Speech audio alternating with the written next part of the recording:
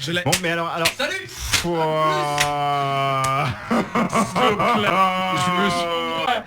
Oui, alors. Sinon, c'est Undertale. Allô, 1, 2, 2, on est bien ou pas?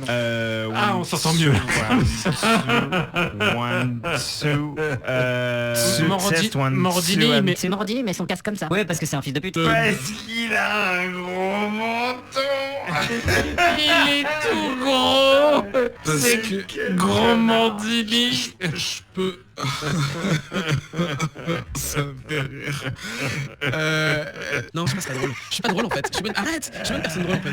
Bah j'envoie le générique.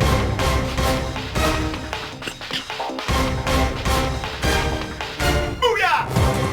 Bonsoir et bienvenue dans ce 13e épisode de Comics Outcast. Avec moi ce soir, il y a Daniel. Salut. Il y a Joe. Eh bonsoir. Et Steph. Oui, vous allez vraiment vous partager le micro. Ouais, en fait, il faut que je me penche, j'ai pas l'habitude. Entre vous deux. Hein. Ouais, mais j'aime pas partager, je suis enfant unique et je partage pas. Te pencher surtout. Je suis enfant unique surtout, je ne partage pas. Il faut pas lui toucher la jambe. Ok. Oh là là. Ce soir pour vous, on a un petit programme sympa. On va vous parler de Hellboy and the BPRD, de Spider-Verse, bon pas tout mais bon une partie. Gotham by Midnight. On va également vous parler de The Goon, ça c'est Joe qui va nous présenter cette série là. Et enfin on parlera de deux dessins animés, enfin deux films animés en tout cas, Batman Under the Red Hood et l'autre c'est quoi, Justice League Throne of Atlantis. Et puis il y aura bien, non? Et Gaylor, mais je sais même plus de quoi il parle. Gaylor il va parler de Night World, une mini-série en 4 issues si je me trompe pas, qui a été éditée chez Image et que moi je trouvais vachement bien. D'accord, et ben ce sera pour un peu plus tard dans l'émission. Fuck yeah. Alors on va faire un petit retour sur l'émission d'il y a 2 semaines, l'émission numéro 12 qui a été assez enfin voilà, vous nous beaucoup contacté pour cette émission. En fait on a traité un sujet qui était les comics distribués en France, traduits en français. On n'a vraiment pas bien fait notre boulot, on n'a pas vraiment préparé le truc. Ça a été un peu vite, on a pris la décision un peu au dernier moment de choisir ce thème. Ça n'a pas été traité dans les meilleures conditions. Et du coup on a dit pas mal de conneries, on s'en excuse, on est vraiment désolé d'avoir d'être passé pour un peu des amateurs. Voilà, parce qu'il faut bien dire que d'habitude on dit plein de conneries, mais c'est cool, on les assume. Ouais, et là, on a non, dit, ce que tu veux dire, c'est là. dès que je suis pas là, c'est un peu la merde en fait. La porte est juste derrière. Non mais plus sérieusement, voilà, ça a été bâclé. Merci aux personnes qui ont quand même pris le temps de nous faire des retours. Il y a 2 personnes en particulier qui m'ont contacté moi personnellement sur la page Facebook de Comics Outcast et sur Twitter. Et sur Tinder aussi. Non, ça c'était privé, fallait pas le dire, merci. Et donc voilà, merci à elle. On est en train de réfléchir avec les autres chroniqueurs pour voir comment on peut refaire ce débat dans de meilleures conditions. Donc se renseigner, quitte à inviter des gens, on sait pas encore. On y travaille encore. On vous tient au courant bien sûr très rapidement pour corriger ce tort. Ça va tellement devenir le Moby Dick de Comics Outcast, tu sais. Ah non, j'y tiens vraiment. Non. Sur cette note, je voulais demander ce que vous faisiez en fait. Joe, tu fais un truc en particulier de la radio? Non, en ce moment je joue beaucoup aux jeux vidéo. Ouais. Et là j'ai dû me farcir The Order 1886 là. Ouais. Et c'était très beau. Mais c'est tout. T'as pas un segment quelque part ailleurs Un segment. Une petite chronique qui est diffusée Oui, la chronique. En fait, j'ai une chronique jeux vidéo sur WeFM tous les mardis et tous les jeudis. Et le lendemain, elle est diffusée sur Gameblog également. Ah, Gameblog. Gameblog. Site internet de jeux vidéo. Exactement. Daniel, t'es une actu en ce moment. Actu professionnelle, alors j'écris toujours pour Slate et d'autres journaux. J'ai fait une sympathique enquête sur le milieu du porno SM. Ah oui, j'ai vu que tu avais posté ça. Oui, voilà, c'est ma double vie. Et sinon, à part ça, je me suis retapé tout. Alors, quand on est resté dans les comics, je me suis retapé tout Avengers depuis que Hickman a repris. Donc ça m'a fait environ une centaine de comics. D'accord. Et c'était vraiment chouette. Et je suis hypé pour avoir la fin, quoi. Time runs out. Moi, time run out à fond la caisse. Steph, t'as un truc en particulier la boutique? Pas la boutique, mais t'as des trucs en particulier. T'as des trucs en magasin ou pas? Oh là là. Faut pas le dire. Moi je torture toujours des pauvres clients toute la journée en les forçant à lire des trucs que j'aime et en leur disant que tout le reste c'est de la merde et qu'il faut qu'ils lisent ça, sinon ils ont raté leur vie. Voilà. Et sinon. Et puis après ils se mettent à lire la Pléiade, quoi, tu vois. Après ils abandonnent le comics direct. Ah non putain, je reviens plus dans cette boutique. Et sinon pour raconter ma vie, je brode en regardant des documentaires sur les tueurs en série. Voilà. Ça va, c'est pas glauque. Hein, en faisant Mais c'est bien de se renseigner. en brodant, tranquille. c'est pas du tout bizarre. Alors tant qu'on raconte nos vies, vous avez peut-être pu voir le week-end dernier le quiz du Player Club entre Alors, Zep de Comics... entre Zep de Comics Podcast je l'ai et pas moi-même. spoilé, j'ai pas spoilé, je l'ai pas regardé parce que j'avais pitié de vous en fait. Je me suis dit, je vais pas regarder. Je ne parlerai pas d'issue, mais bon, pour ceux qui l'ont vu, ceux et celles qui l'ont vu, bon voilà quoi. Mais bon, si vous n'étiez pas au courant, voilà, allez sur le site de radiojv.com, vous verrez dans la home, on est dessus. On s'est battu contre Pierre-Alexandre et Gotos des Démons du Midi, qui donc sont tous les deux journalistes jeux vidéo. Voilà, c'était un quiz jeux vidéo. Et vous êtes fait humilier. Non, je sais pas, fallait aller voir. Toi t'étais pas là. Et Non, mais David, je vois dans tes yeux. encore auto-promo, je sais pas si vous avez entendu parler du podcast des clairvoyants, c'est pas comme si on en parlait dans chaque épisode. La semaine dernière, ils ont fait un podcast spécial sur Spider-Man et son arrivée dans le Marvel Cinematic Universe, auquel j'ai participé. Oh tiens voilà. Sauf qu'à l'époque, j'étais pas enrhumé, donc voilà. Ça s'entend pas des masses. Ce que veut dire, c'est que tu mènes une double vie en fait. Vous double, triple, quintuple, enfin voilà quoi. Et donc voilà, vous pouvez les retrouver sur lesclairvoyants.net. On fait des bises à Fasque, que j'invite, il faut qu'il vienne très vite là. Fasque et Fox. Fox, je l'invite pas parce qu'il habite à Bayonne, donc on s'en fout. Voilà, c'est tout. Ah ouais, toujours, si, un petit peu d'auto-promo. Je sais pas si vous avez entendu parler de moi. Alors, je m'appelle Joe et je suis une personne vraiment géniale. N'hésitez pas à m'ajouter sur Facebook par exemple et on discute un truc super et je changerai votre vie. Pourquoi tu fais ça? Je sais pas. En vrai, Joe est très sympa, hein, c'est juste... Bah non, mais pourquoi tu essaies de redorer ton image? Non mais je n'essaye pas de redorer mon image, c'est juste que ton enchaînement d'auto-promo. T'as déjà lu les tweets de filles qui sont folles de Joe? Mais non, mais Ah, arrêtez de dire putain. n'importe quoi. Non, je voulais pas du tout qu'on parle là-dedans, c'était pour faire de l'absurde, de l'humour absurde sur ton enchaînement d'auto-promo. Dès que tu expliques, c'est fini. Voilà, donc on arrête en fait, on arrête tout de suite. Alors on va commencer l'émission parce qu'en plus je viens de lancer le chrono, donc je sais pas du tout combien de temps ça fait, combien de temps là. Ok, là on a enregistré depuis 8 minutes. 8 minutes, d'accord, ok, je retire ça du chrono. Eh bien on va commencer tout de suite. C'est Joe d'ailleurs. Oh Joe, toi. Oh super. Notre réalisateur préféré qui va nous parler de Hellboy and the BRPD.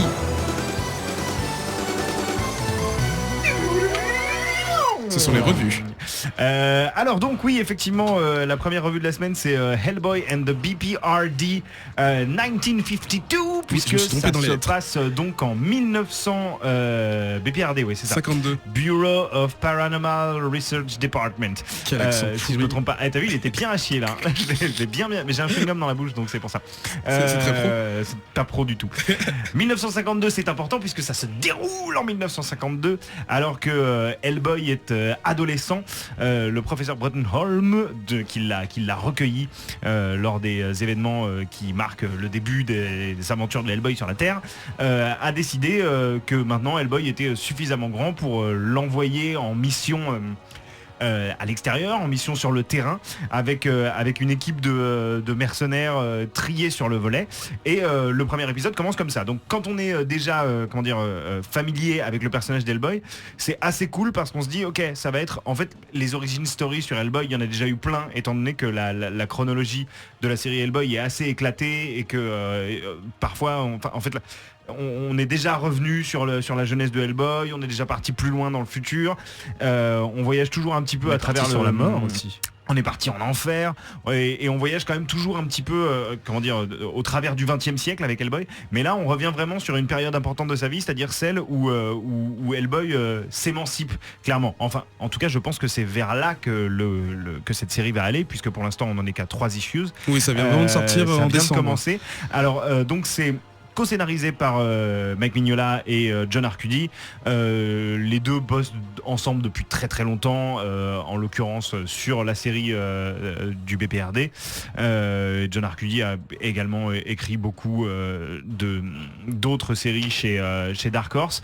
Et ils sont, et là c'est là que je suis assez heureux, ils se sont adjoints les services de Alex Maliv au dessin. Alex Maliv que vous connaissez peut-être si vous avez vu ces formidables planches sur Spider-Woman qui je suis sûr ont attiré l'attention. Spider-Woman, moi c'est Daredevil moi. Alors sur Daredevil il a été très bon, mais sur Spider-Woman c'est à dire que je comprends même pas comment la controverse sur la fameuse couverture de Manara n'est pas arrivée avant sur les planches de Maliv. Alors tu sais pourquoi?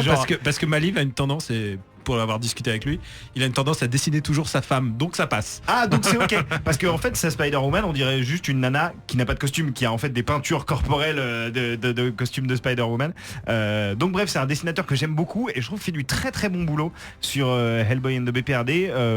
Il part beaucoup plus dans un truc clair-obscur qui se rapproche effectivement plus de ce qu'il avait fait sur Daredevil déjà et ça sert particulièrement bien le propos de ces 3 premières issues qui sont vraiment une mise en condition pour les futurs lecteurs de la série, c'est-à-dire que l'arc n'est pas terminé, mais je pense que la prochaine issue c'est terminé en 4... C'est une mini en 5 en fait. Ah bah en 5, eh ben, écoute, merci beaucoup Steph.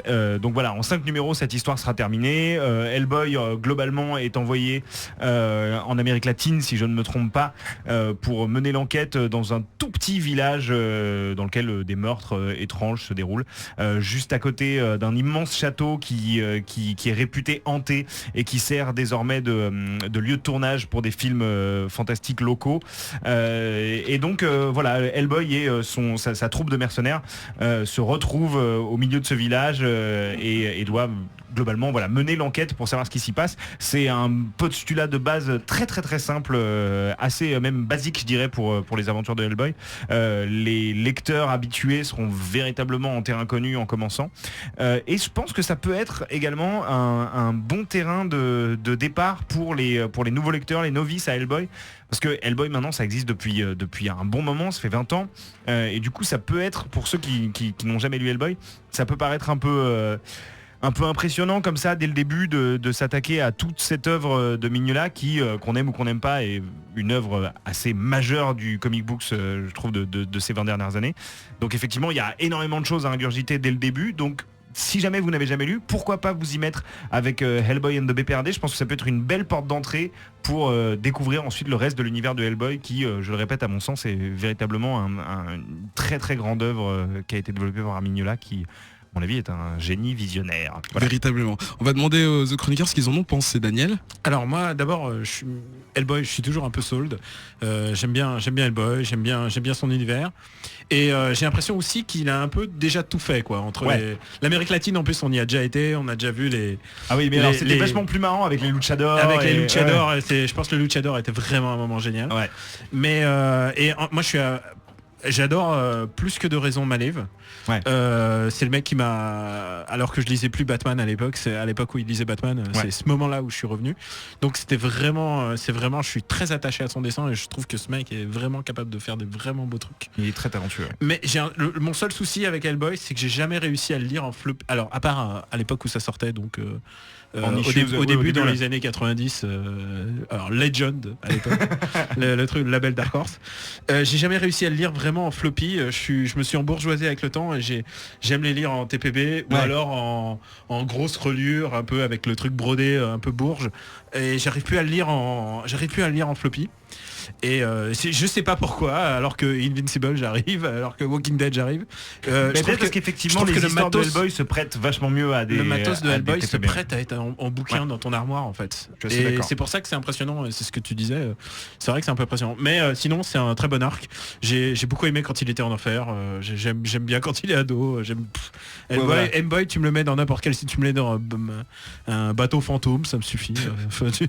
Tu me le mettrais devant Balkany, ça irait. Non mais je pense que ça résume bien. Ça résume bien. Même drop gratos, mais là ça résume bien ce que je disais, c'est-à-dire que c'est vraiment une histoire de Hellboy comme on en a déjà lu pour le moment des dizaines, mais qui fonctionne très bien. Hellboy et la galette des rois. Improvisation totale. La vie de Stéphanie, on a droit ou pas? Non. Et donc, vas-y. C'est fini. Sinon je partage mon micro avec Daniel. Non, comme si tu veux. Viens. Nous on s'amuse. Non mais super. Faut que je me mouche. Come to the dark side. Oui, alors moi Hellboy c'est pareil, je suis comme Daniel, je suis assez fan, c'est une série que je suis depuis très longtemps et je suis assez cliente surtout des derniers arcs qui avaient été dessinés par Fregredo. Limite, je vais me faire tacler mais je le préfère à Mignola au niveau du dessin. alerte au je sais pas quoi. Je dis pas alerte, mais c'est vrai qu'en plus, non seulement tu dis que tu préfères limite ses dessins, et en plus les arcs qu'il a dessinés, ce sont ceux à partir desquels les puristes ont commencé à dire non mais là ça part un peu en couille au niveau du scénar. Ouais, mais je trouve que c'est hyper shakespearien dans le scénario vrai, et que justement en plus il D'accord. s'appelle The Fury, machin. Enfin il y a un rappel à Shakespeare clairement et il y a plein de mythologie, la mythologie arthurienne, il y a plein de choses et je trouve que c'est très riche alors que le dessin de Mignola va en simplifiant, ce que des mecs vont trouver génial en disant ouais mais il est arrivé à une pureté de trait extraordinaire. Voilà, moi j'adore les arrière-plans surchargés parce que dans les cases de Fregredo, t'as tout le temps un truc à regarder, t'as des détails partout et je trouve que c'est génial. Mais pour revenir à Hellboy and the BPRD, donc la série dont on parle maintenant, alors il y a eu du plus, il y a eu du moins. Ce que j'ai bien aimé, c'est que il y avait Maliv et j'ai aimé que Maliv, en fait, on s'aperçoit en fait que souvent les dessinateurs quand ils viennent sur Hellboy ou sur BPRD, ils adaptent entre guillemets leurs traits à l'univers de Mignola. Et là, Maliv, en fait, il utilise un trait un peu plus épais et des ombrés en fait souvent. Et j'ai trouvé ça hyper intéressant. En plus, il se colore pas lui-même en fait sur ces épisodes. C'est encore Dave Stewart. C'est encore Dave Stewart et on l'aime bien quand même. Enfin, moi j'aime bien ce qu'il fait. Ah bah Dave Stewart, ouais, c'est clair que c'est pas le pire des coloristes. On fait pas souvent attention aux coloristes, en fait, trop peu souvent. Et du coup, je trouvais sympa de le dire que là, c'est lui qui met en couleur et j'aimais bien en fait la palette qu'il apporte en fait, toujours très en douceur, qui fait un Hellboy un peu différent d'habitude. Ouais. Et donc c'est sympa. Alors après, côté histoire, bon, c'est première mission d'Hellboy, émancipation, je suis d'accord avec toi. Ça permet d'approfondir un peu les relations avec le professeur qui avait été abordé plus en profondeur dans les films que dans les livres en fait. Ouais.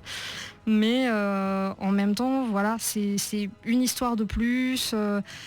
On en a vu plein d'émissions et dans les 3 premiers épisodes, il se passe pas grand chose. Enfin, il n'y a pas une action énorme. D'accord sur le fait que c'est assez bateau pour le moment. Voilà. Mais il place quand même quelques petits trucs. Il y a 2-3 trucs. On peut se dire il y a du bordel à l'intérieur du BPRD. Tout, voilà. Mais ça, en pose fait, quelques bases. Ce qui est bien aussi, je trouve, c'est pour la première fois, c'est Hellboy and the BPRD. Ouais. Le BPRD était apparu en 94 dans Hellboy. Hellboy est la première création. Et ça avait toujours été un peu séparé dans l'action, dans la dynamique, parce que BPRD se base plus sur le côté justement intrinsèque des personnages. Ouais. On va fouiller les persos, etc. Hellboy était au début beaucoup plus dans l'action. On se bat contre des nazis, ça canarde dans tous les sens. Et là, il y a une espèce de réunification des deux univers en disant il va y avoir de l'action, il va y avoir des trucs, mais en même temps, on va essayer de s'intéresser à l'intérieur des persos. Donc voilà, pour moi, il y a du plus et du moins. J'attends vraiment la 4e issue pour voir si ça bouge. Nous, on veut des nazis. Oui, des nazis, s'il vous plaît, des nazis en carton. Non, mais en plus, à un moment, Mignola, dans une interview, il a dit non, mais je les ai usés à mort, là. Il faut zapper parce que j'en peux plus. Donc, Delcourt.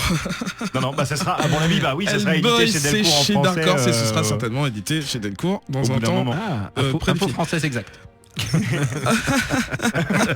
J'étais toujours là, donc s'il te plaît. Excuse-moi. On va passer la seconde revue. C'est Daniel, donc avec son rire dégueulasse, qui va prendre la parole. Il va nous parler de Spider-Verse. Alors, je te mets au défi d'en parler bien. Enfin, d'en parler bien, pas forcément en bien, mais voilà, baisse le ton. Non, c'est pas ça qu'on dit. Donc, Dan Slott, classique. Dan Slott. Toujours et plein de coloristes, dessinateurs. Et plein de dessinateurs. Enfin, plein, non, il y en a vraiment 2 essentiels, quoi. Il y a Olivier Coipel, qui est vraiment Olivier Coipel, on applaudit pour Olivier. Et puis alors il y a l'italien, excuse-moi, mais l'italien qui est Camuncoli, qui est moins Camuncoli, qui est nettement le nom d'une maladie. Si tu dis du mal de Camuncoli, tu sors. Ah je suis désolé, mais c'est nettement moins bien. Non, c'est pas la même chose du tout. Dans le micro ? Pardon, c'est pas la même chose du tout. Et ce qu'il a fait sur Hellblazer, c'était juste trop bien. Ouais, mais là, c'est pas bien. On peut parler de Spider-Verse, mais si. Ok, back to Spider-Verse. Alors, Dan Slott décide de faire le gros brouhaha, la grosse baston que tous les fans. Dan Slott ou Marvel ? Oh, c'est Dan Slott là. Ah d'accord, ok. C'est Dan Slott qui a posé les graines. Déjà, il a importé Silk, il a fait revenir Spider-Man 2099 dans notre univers à nous, enfin dans notre année, puisque il est dans le même univers. Et donc ce grand capharnaüm réunit tous les Spider-Man de tous les univers parallèles qui sont pourchassés par des méchants basés sur Morlun, qui sont à la solde de Morlun et qui s'appellent les Inheritors. Et c'est vraiment jouissif quoi. Si tu aimes Spider-Man sous toutes ses formes depuis les années 60, il y a forcément quelque chose à prendre pour toi. Même si t'aimes le Spider-Man de Marvel vs Capcom, même si t'aimes direct, c'est pour moi. même si t'aimes le Spider-Man des comic strips, même si t'aimes le Spider-Man du dessin animé pourri, Spider-Man. Enfin, pas pourri, mais bon, il a fait mon enfance. Ah, mais- le Spider-Man un peu un peu peu pervers, un peu Nazous. Si tu aimes n'importe lequel de Spider-Man, il y a forcément quelque chose à prendre puisque ils sont tous rassemblés, ils sont tous unis et alors ils se font tous décimer les uns après les Ouais. autres. C'est Ça- vraiment Assez facilement et assez rapidement. assez surtout. facilement. Et alors il faut que vous imaginez parce que en fait Alors, pourquoi il meurt d'abord? ce que Dan Slott a fait d'abord, il a repris un concept qui est vieux de Straczynski, c'est-à-dire ça remonte à 2001, qui est le concept du Spider Totem. Alors là c'est Daniel d'il y a 14 ans qui fait c'est vraiment nul. Bientôt on va voir des Spider-Man avec des cowboys, des Spider-Ninja et tout Donc, ça. attends, il y a 14 ans, t'avais 22 ans, tu parlais comme ça? Ouais, je parlais Ok. comme ça, j'étais puceau. Bon, peu importe. Et non mais C'est quoi ce rire sais à pas. chier? ah, c'est toi qui fais des rires à chier. Et donc non, et donc moi je détestais et il avait quand même inventé un concept qui était pas si con. Et de réunir en fait que Spider-Man est en fait une entité universelle qui se partage à travers les mondes et c'est pour ça qu'il y a aussi le Ultimate Spider-Man, qu'il y a plein d'autres Spider-Man dans tous les mondes différents, dans tous les mondes Marvel parallèles différents. Et lui il a pris ça au pied de la lettre et alors vraiment il a importé le Spider-Man indien, il y a le Spider-Man japonais du Japon, manga, ouais, ouais. il y a le Spider-Man Japonais du film. Spider-Man de la série japonaise Ouais, de la Toei de 76. Tu sais, Yamashiro Takuya quoi. Ouais, ouais. Enfin, On le- en parle dans le clairvoyant, si tu avais écouté. Ah non mais c'est le meilleur Spider-Man de tous les temps. Et Avec son Zord, hein, Léopard. qui arrive avec son Léopardon et tout ça. Donc vraiment c'est assez jouissif parce que les Spider-Man meurent mais comme des quilles de bowling. C'est un carnage. Ensuite le dessin est vraiment chouette. C'est vraiment Olivier Coipel, il cartonne. Il y a un Spider-Man qui a les pouvoirs de... Alors, dans un des univers parallèles, il y a Spider-Man qui a gardé ses pouvoirs de Captain Universe. Il est devenu une espèce de méta-beau-gosse. C'est le un- daddy, Un beau gosse du cosmique. Spider Daddy. Avec Il est devenu littéralement un vieux beau, hein, c'est ça. Voilà, ça. Et il y en a qui meurent, et puis il y a des surprises, il y a des gens qui reviennent. Donc il y a Spider-Gwen qui est devenu maintenant un personnage, je sais pas si on peut dire culte, mais populaire en tout Ouais. cas. Il y a- Justement, ils en parlent, c'est votre nouvelle Spider-Girl préférée. Et il y a Silk évidemment, qui est la nouvelle un peu Spider-Girl du monde 616. Et c'est vraiment jouissif quoi. C'est vraiment moi c'est du comics que j'ai envie de lire. Alors je sais que si tu étais complètement extérieur au monde de Spider-Man, si tu lis pas Amazing Spider-Man et si t'as pas lu Spider-Man depuis un bout de temps, tu vas être vraiment paumé. Mais c'est quand même du comics que j'ai envie de lire. C'est quand même du comics qui a la patate. Et c'est Dan Slott à son meilleur quoi. Il y a des vannes, vraiment tu t'éclates. Et pour une fois, si tu lis les titres parallèles, c'est-à-dire Spider-Verse et Spider-Verse Team Up, tu t'éclates parce qu'il y a vraiment des histoires géniales. Il y a Spider-Ham, le Spider-Cochon, Ouais. enfin il y a vraiment des trucs vraiment chouettes. Il y a des Le Spider-Cochon du film des Simpsons? Non, ça, c'est un autre. c'est le Spider-Ham qui a inspiré le Ah oui, Spider-Man. d'accord, ok. D'ailleurs, je me demande il a un univers Marvel, ce Spider-Man. Je me demande, mais je pense qu'ils y ont pensé. Hein, tu sais, quand tu vois quand tu vois les affiches promotionnelles avec les 52 Spider-Man et c'est littéral et c'est vraiment une cohésion qui se forme entre les Spider-Man. Et alors ce qui est génial en plus, mais là c'est là où Dan Slott est génial, c'est qu'il avait prévu le coup avec Superior Spider-Man, puisque Superior Spider-Man du coup, c'est tous Octopus dans la peau de Ouais. dans le corps de Parker. Parker. Pendant une journée s'est absenté dans le futur, il a traversé la porte temporelle, on ne sait pas ce qu'il est devenu, et ça est grâce à ce loop temporel, ça lui a permis d'inclure aussi Superior Spider-Man qui voit Peter Parker le nôtre et il se dit ouais mais ça doit être un Peter Parker du passé puisque c'est moi Peter Parker. Et c'est là qu'il comprend pas Octopus.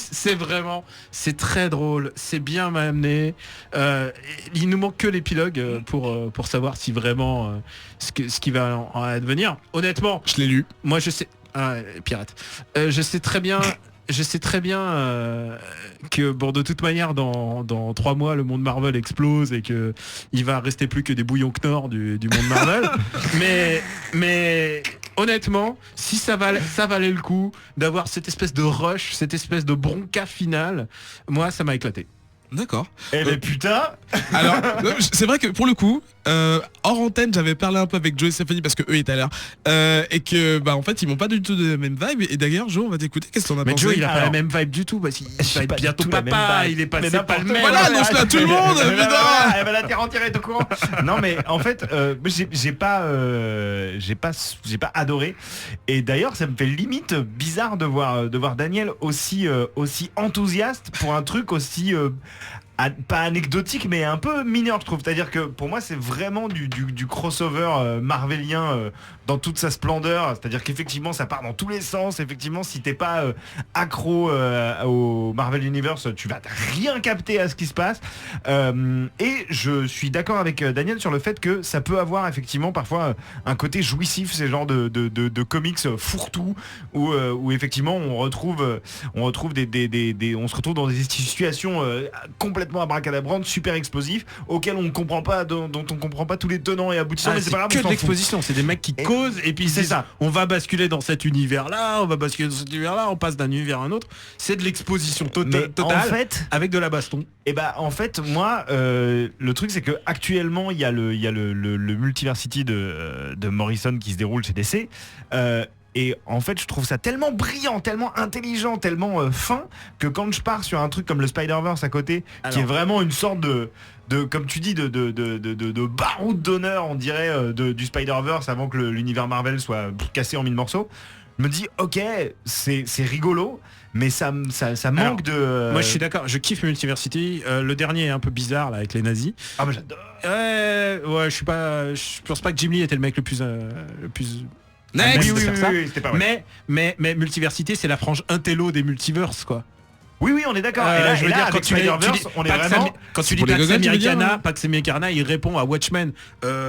Spider-Verse, ça répond rien, quoi. ça répond à Secret Wars avec les jouets que tu jouais dans ta cour d'école, quoi. Non, voilà, c'est à c'est ce ça. niveau-là. Mais donc du coup, C'est- en c'est- fait... tu réunis tous tes jouets de Spider-Man de ton mur et tu les fais tous se battre ensemble.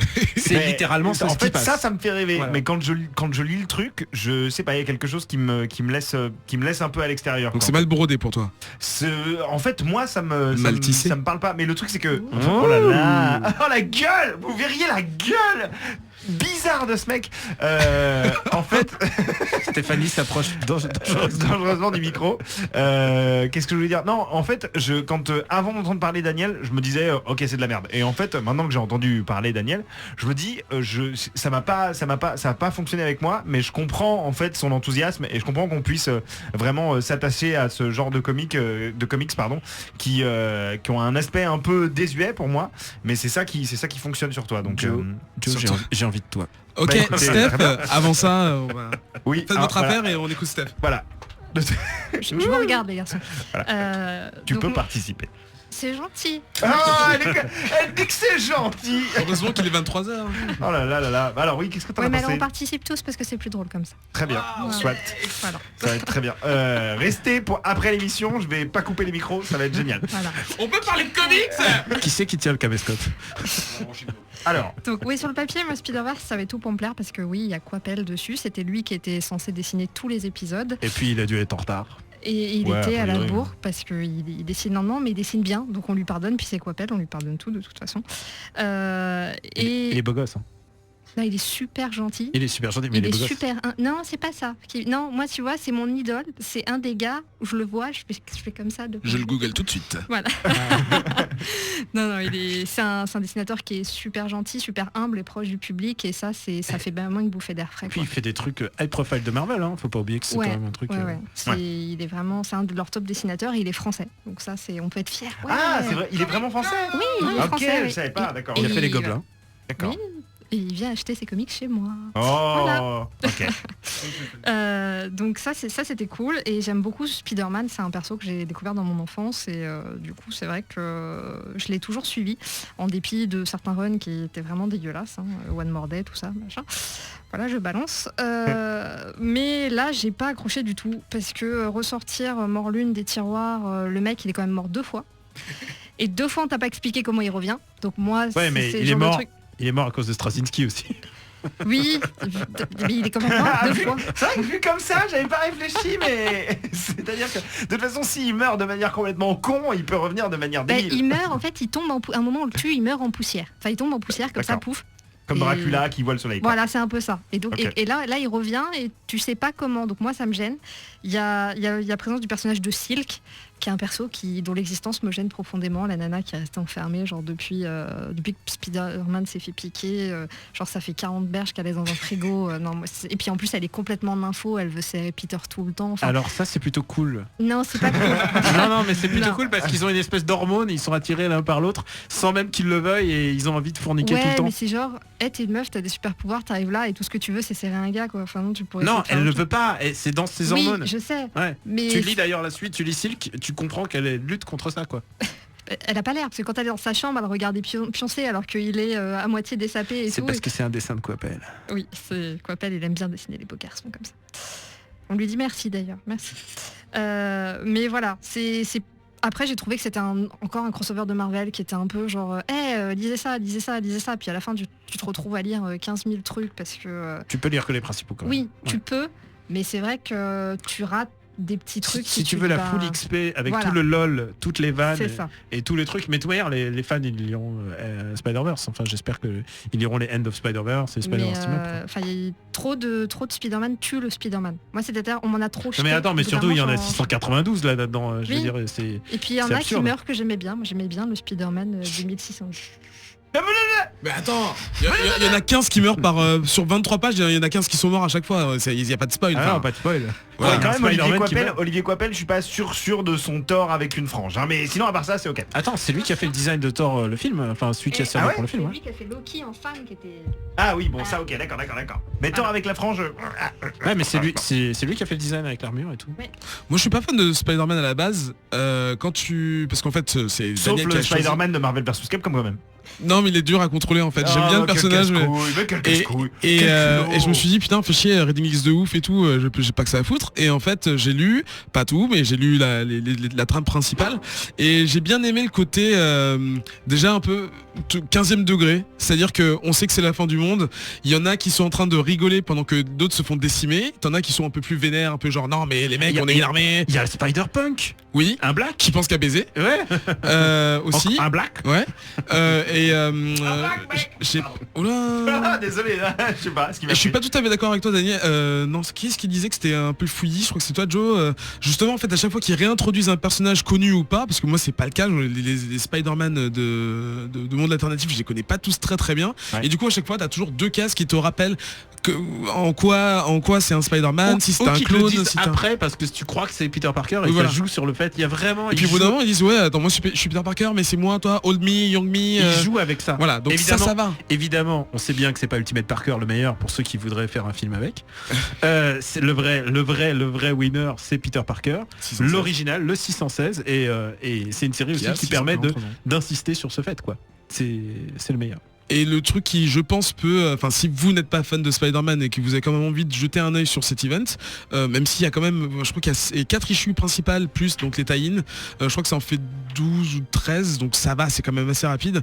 Il y a quand même pas mal d'autodérision et il y a des tie-in qui sont vraiment hilarant. En l'occurrence, alors Daniel, tu me précisais que c'était des espèces d'hommages parodiques au strip que faisait Stan Lee dans les journaux à l'époque, Ouais. où Lieber. en fait Morlun arrive dans cette dimension-là, sauf qu'en fait les strips ne durent que 2 pages et que comme ça venait chaque semaine, la première case reprenait la deuxième case de la semaine précédente et du coup en fait le temps avance super lentement Et puisque moi, je les lisais dans Télépoche quand j'étais petit. et Morlun ne comprend pas parce que lui il a pas cette façon de réfléchir et les deux héros se disent t'es un méchant, pourquoi tu viens là, puis après tu viens là, qu'est-ce que tu veux nous faire, qu'est-ce que tu veux nous faire, on va te défoncer. Et Morlun il va plus vite que ça, il fait mais c'est quoi cette dimension la con, pourquoi il pense à 2 balles, vous avez pas de mémoire ou quoi, Et- tu viens de le dire. Et le truc rigolo, c'est que personne, aucun des autres Spider-Man ne peut le défoncer, quoi. Enfin, Oui il y a c'est un que monde le- spécial, Il y a que le 616 qui est vraiment balèze, quoi. c'est un monde spécial où justement le temps avance tellement lentement que les gens perdent patience et se barrent quoi. Et puis il y a Marvel Capcom, enfin il y a Oui tellement voilà, il y a une petite d'univers, référence il y a aux tellement jeux vidéo. d'univers. Il y a une référence à Tobey Maguire et à Andrew Garfield, quoi. À un moment, j'ai il y a- pas fait gaffe, Ah, hein. putain, il y a 2 Spider-Man qui s'arrêtent et ils disent ouais j'en ai vu un, il ressemble à l'autre qui jouait dans Bidule, et en fait tu comprends, ils les nomment pas, mais tu comprends qu'ils ont intégré les Amazing Spider-Man et les films de Sam Raimi dans le monde Spider-Verse, quoi. Ok, il meurt ou pas? On peut pas le dire. Est-ce que Andrew Garfield meurt? Parce que en fait il est mort déjà. Enfin, dans l'univers MCU, il est mort. Enfin, bref, on s'en fout. On va passer à la suite. Non, voilà, non, pour le coup, allez-y. Bon, mais voilà, vraiment que l'histoire principale, c'est mon avis. Après, bon, on va passer à la troisième et dernière revue pour cette semaine. On va parler de Gotham by Midnight, et c'est Stéphanie qui va nous le présenter. Yeah. Hey. C'était mon jingle. Oui, donc moi cette semaine, je vais vous parler de Gotham by Midnight que j'ai volé à Zéphiriel. Il est deg, hein. Il est était deg tellement de chez mad. deg. Il a changé de sexe depuis tellement il est. Donc voilà, donc j'espère que je vais assurer parce que je suis attendue à la sortie. Donc c'est une série Gotham by Midnight qui a commencé, dont la première issue est sortie le 26 novembre 2014. Donc il n'y en a que 3 pour l'instant. Et donc c'est encore tout frais. Donc le scénariste c'est Ray Fawkes, qu'on ne connaît pas pour grand chose. Pour l'instant il a surtout bossé sur Batman Eternal et Constantine. Et le dessinateur c'est Ben Smith. Yes, fais-moi l'amour. Pardon. Voilà. Super. Dont on a déjà parlé quand on parlait de 10 Grand en début Oui. de saison. Il a fait plus récemment Squidder et il a fait la BD que j'aime et que je lis tout le Time temps. out, vite fait. Squidder, Celle. c'est bien Squidder ou pas? Squidder c'est très J'ai sympa. failli choper le... Voilà, juste... ok, C'est très sympa. très bien. Voilà. Mais lisez Fell pour ceux qui ne l'ont pas lu parce que c'est très bien. J'ai été convaincu. Donc Gotham by Midnight, de quoi ça parle? Donc en fait c'est une unité donc de la police de Gotham qui s'appelle le Precinct 13 qui a été montée par Gordon et qui compte en son sein le lieutenant Weaver, l'officier Lisa Drake, l'officier Jim Corrigan et deux consultants, donc la sœur Justine et un espèce de médecin légiste un peu barge qui s'appelle le docteur Svandertarn. Une espèce d'équipe un peu, un mélange chelou de Fringe et voilà. X-Files. Des gens qui n'ont rien à voir les uns avec les autres, mais qui bossent ensemble. Donc, et en fait, dès le départ, on nous fait une introduction, on nous lance dans le vif du sujet en amenant un intervenant extérieur qui va être le sergent Rooks, qui fait partie des affaires internes et qui va faire une enquête sur cette unité un peu spéciale en fait, qui déclare des notes de frais et des payes pour donc ces deux fameux consultants, mais qui officiellement ne ferme pas de dossier, ne fait rien. Donc il arrive en disant mais moi je veux savoir ce que vous faites parce que sinon je vous fais fermer. Et donc du coup en fait Corrigan va essayer un peu de lui expliquer, de lui dire mais écoutez le plus simple pour que vous sachiez ce qu'on fait, vous venez faire une patrouille avec nous parce qu'on fait des midnight shifts et vous allez venir avec nous et on va voir, et forcément la différence entre ce qu'il s'attend à découvrir et ce qu'il va voir va être énorme. Et donc moi j'ai vraiment surkiffé cette série parce que il y a eu énormément de séries dans l'univers de Batman, on nous a décliné beaucoup de choses jusqu'à Gotham Central que tout le monde connaît ici, ouais. Et qui nous parlait du quotidien des flics de Gotham. Et je trouve que ça fait longtemps qu'il y avait un terrain en fait dans l'univers de Batman pour une série avec du fantastique. Parce que souvent, donc Batman effectivement c'est un enquêteur, mais souvent il se retrouve confronté à des choses qui dépassent un peu son entendement, un peu fantastique. Et donc là, dès le premier épisode, en fait, on voit qu'il y a des cas qui gardent de côté, où vraiment même lui, il se dit là je peux rien faire, c'est au-delà de mon ressort. Et donc du coup, il explique ça à Gordon et il décide de fonder cette unité qui va avoir pour but de bosser sur ces cas où ni Batman ni Gordon en fait ne peuvent intervenir. Et le Jim Corrigan en fait, on le connaît déjà parce qu'en fait c'est l'hôte du Spectre. Je sais pas si... Eh oui. Voilà. Bien sûr. Le Spectre, donc ce personnage blanc à capuche verte et cape verte. Avec ce magnifique qui a costume. été Al Jordan aussi à un moment, non? Il a été Al Jordan. Ouais. Ouais, c'est ça. C'est ça. Et donc... C'est juste pour préciser que c'est un personnage du DC Universe qui a eu plusieurs identités, oui. Parce que c'est une sorte de personnage, pas prison, mais bon, Qui veut se venger. C'est le spirit of vengeance local. Okay. C'est ça. Et donc du coup, on l'avait aussi découvert dans Batman Eternal et dans Constantine et par le même auteur, donc Ray Fawkes. Mais là, c'est pas gênant parce qu'en fait, on peut directement commencer Gotham by Midnight sans avoir lu les autres titres. Ah oui, clairement. Et on n'est pas gêné et on n'a pas de problème de compréhension puisqu'en fait, dès les premières issues, il y a des flashbacks en fait sur tous les personnages qui vont nous permettre de mieux les cerner et de comprendre leurs intentions. Donc, moi, ce que j'ai bien aimé, c'est surtout qu'il y a un côté enquête, c'est des flics. Donc il y a vraiment ce côté, on va suivre la procédure, on va enquêter, parce que donc le pitch de départ, c'est qu'en fait il y a des enfants qui disparaissent à Gotham et qu'en fait quand ils reviennent, ils parlent un espèce de dialecte très étrange qu'on comprend pas et les parents sont désespérés, ils appellent Lovecraft. ils s'appellent le Midnight Shift en disant nos 2 filles ont été enlevées, elles sont revenues, on comprend pas ce qu'elles disent et ça, à partir de là, ça part en cacahuète, quoi.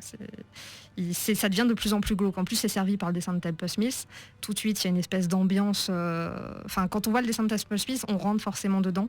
En plus, il utilise des palettes de couleurs différentes en fonction des lieux dans lesquels ils sont.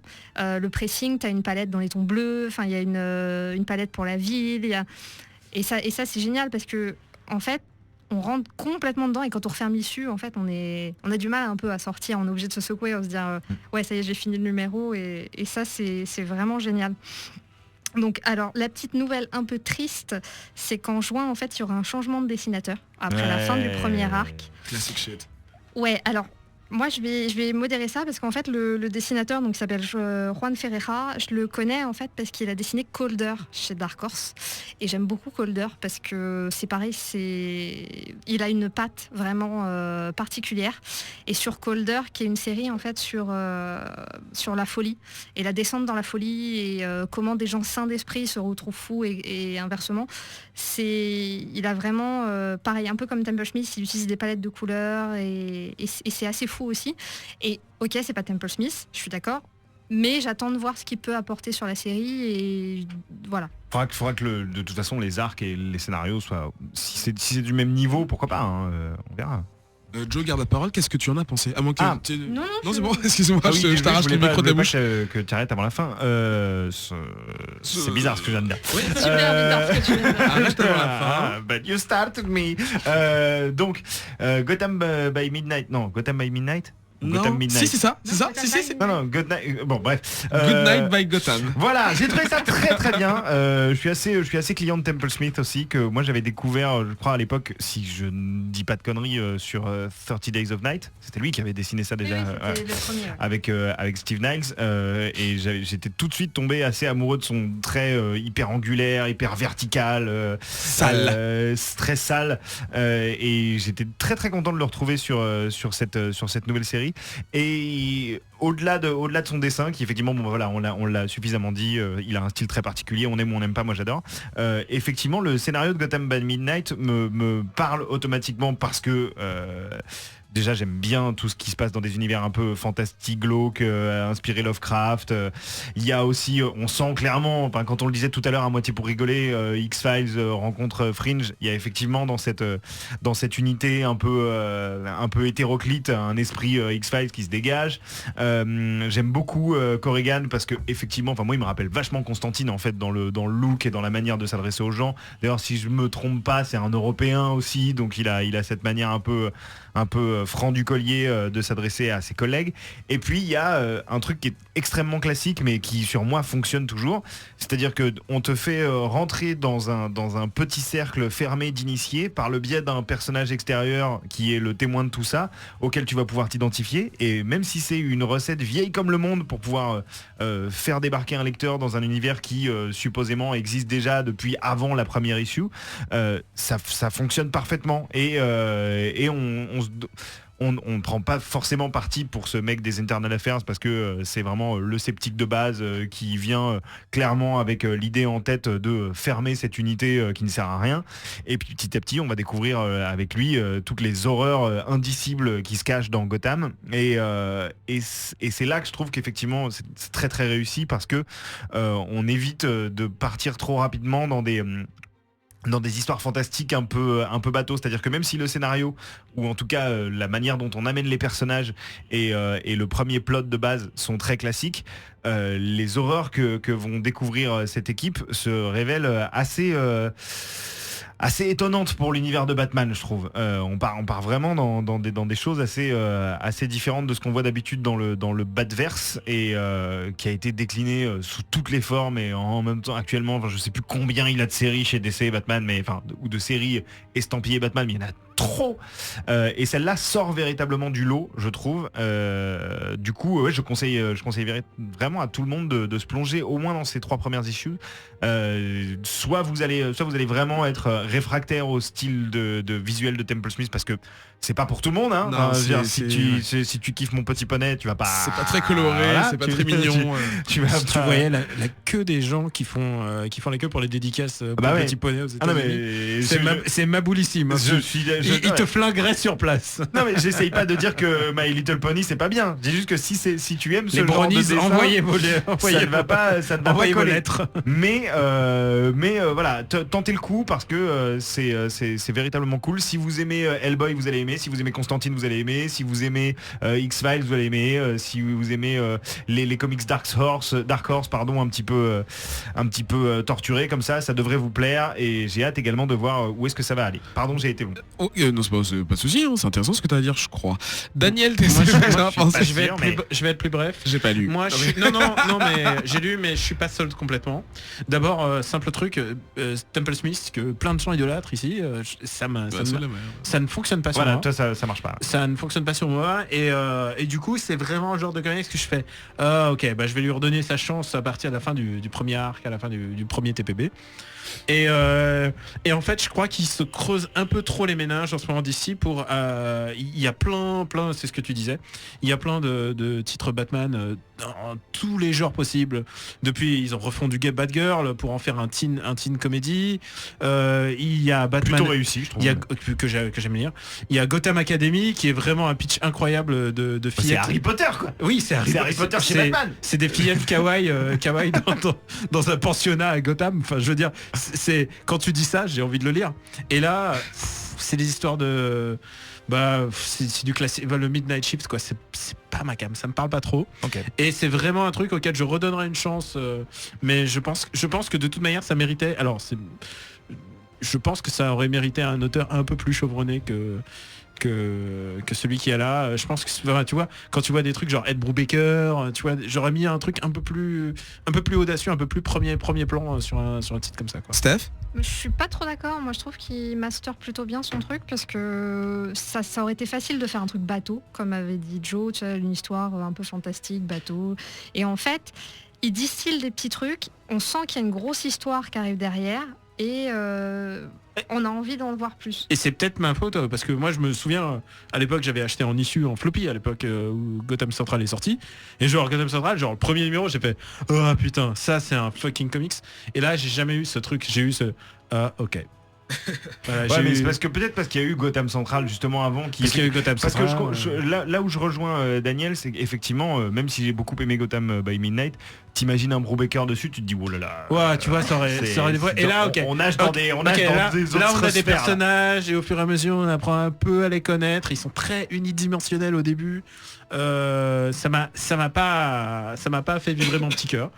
Et c'est pas grave parce qu'il y a tellement de titres Batman. Enfin, je veux dire, il faut faire un putain de choix là. Il est temps qu'ils en annulent 2-3. Ouais, Et ouais, d'ailleurs- il y a trop de titres Batman. Ah, il y en a et beaucoup trop, ouais. qualitativement parlant. Mais, il y a de manière- pas- Il y a Grayson par exemple, ils peuvent l'arrêter Oui, tout de ça, ils suite. peuvent. Alors moi, tout de suite. alors voilà par exemple moi Grayson, je suis plutôt client de Ah Grayson. mais putain, mais pourquoi Mais je suis plutôt client parce que tu vois. C'est la perruque blonde. En fait. Non, mais tu vois, New 52, normalement le pitch c'était de pouvoir faire des histoires qu'avant tu pouvais pas faire avec l'ancien DCverse d'avant. Ouais. Et ben là, Grayson c'est vraiment une tentative de faire quelque chose et vraiment ils se permettent de faire des choses qu'ils n'osaient pas avant. Ils font des dick jokes, ce qui à chaque fois qu'ils en font, ça me tue parce qu'avant c'était vraiment l'interdit le plus total pendant 40 ans de la vie de 70 ans de la vie de Dick Grayson, c'était interdit et là tout d'un coup il se lâche sur un truc bizarre. Donc ouais, alors je comprends que ça vous puisse que ça peut pas votre ça me kiff. parle pas du tout. Mais moi tu vois genre Grayson et en plus le twist le crossover avec leur truc du moment là, leur fast forward Future Ends était vraiment chouette, c'était vraiment réussi et pour une fois qu'il y a un twist original sur un personnage New 52, écoute, à part celui de Batgirl, pourquoi pas? Tu vois, c'était vraiment quelque chose qu'on pouvait pas faire avant. Pourquoi pas? Parce que on est grave Parce à qu'on la s'est bourre. éloigné. Voilà. Genre je crois 48 minutes là. Ouais, on Normal. est à 48 minutes. Je vous rappelle que vous pouvez nous faire vos recommandations, vous donner vos avis, nous donner vos avis, voilà c'est en français, grâce à Twitter et Facebook à Merci comics Twitter et Facebook. Outcast ou hashtag Comics Outcast, voilà, quand vous voulez, quand vous pouvez, nous on lit vos tweets et ça nous intéresse, voilà. On se retrouve juste après la découverte de Geller, à tout de suite. Bonsoir les copains, salut Neric. Ce soir, on va parler d'un comic book auquel je n'ai rien capté et qui s'appelle Night World. Alors c'est scénarisé par Adam McGovern, c'est dessiné par Paolo Leandri et c'est très bien colorisé par Dominic Reagan, que des gars que je ne connais pas. Pour la petite histoire, c'est un comic book Image de 4 chapitres qui a été kickstarté en octobre 2013. Alors ça s'est fait tout juste. Le comics a réuni $8070 pour $8000 demandés à la base. Le truc surprenant, c'est qu'il n'y a que 111 mecs qui ont supporté le bousin. Donc on fait une petite division rapide, ça nous fait quand même du 72 balles par tête de pipe les copains. Bon, en fait c'est pas vrai, quand je vais sur la page je vois que presque la moitié des gars ont mis $25, donc pour 4 chapitres c'est quand même très beau. Pour résumer Night World en une phrase super bateau, c'est on va dire une histoire très bizarre avec une patte graphique plutôt spéciale. On vous mettra la couve sur Twitter, vous verrez, ça fait beaucoup penser à du Jack Kirby, un peu à du Pulp Pop forcément, et c'est ce qui m'a attiré en premier lieu, je ne vais pas vous le cacher. Night World, ça se passe dans une sorte d'enfer, ou un espèce de cauchemar halluciné, on ne sait pas trop au début. Le héros ressemble à un Batman de carnaval qui s'appelle Plinilunio et c'est un démon propriétaire d'un fort beau château dans lequel il traîne aux côtés de sa chère et tendre Lydia. Le problème avec Lydia, c'est que c'est une morte vivante. Elle déambule dans le château, elle a les yeux fermés et Plinilunio, il l'a un peu mauvaise, tu penses bien. C'est pas une morte vivante avec le côté dégueu du truc, c'est juste un fantôme en fait qui erre et qui attend, on ne sait pas trop quoi. Bon, en tout cas, elle est là. On apprend un peu plus tard que c'est en fait une malédiction qui fait qu'elle est restée coincée dans ses rêves. Et Plinilunio a la mission justement de la sortir de ses rêves.